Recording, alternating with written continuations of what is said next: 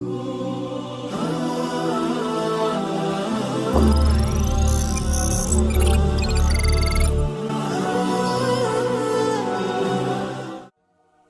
इब्न मुआज़ के बारे में आपने कई बार सुना है। कायनात के इमाम इनके जनाजे में शरीक हैं और सहाबा ने जनाजा उठाया। अल्लाह के पैगंबर साद का वजन नहीं है, साद का जिस्म तो हल्का फुल्का है, साद तो चारपाई पे महसूस ही नहीं हो रहा। कहा ना मेरे सहाबा, मसला ये नहीं है, मसला ये है कि साद का जनाजा आसमान के फरिश्तों ने उठाया हुआ है। कायनात के इमाम जनाजे के साथ जा रहे हैं और अल्लाह के पैगंबर अलैहिस्सलाम कभी यहां कदम कभी वहां कदम बच बच के चल रहे हैं। सहाबा कहते हैं अल्लाह के पैगंबर रास्ता साफ है, आप कदम एहतियात से बच बच के क्यों रख रहे हैं?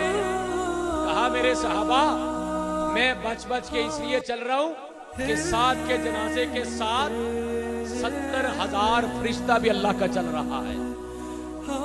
इतना खुशनसीब सहाबी है।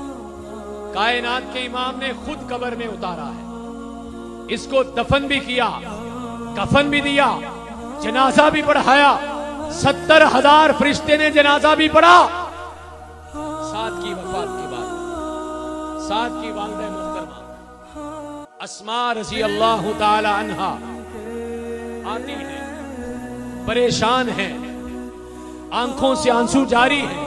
कहा अस्मा, इस बात पे राजी हो जाओ, साद का जनाजा देख के आसमान वाला अपने अर्श पे मुस्कुरा रहा है और कहा वाह तज़्ज़लहुल अर्श, तेरे बेटे के जनाजे को आसमान वाला देख के मुस्कुराया भी है और तेरे बेटे के जनाजे की वजह से अल्लाह का अर्श भी हिल गया है।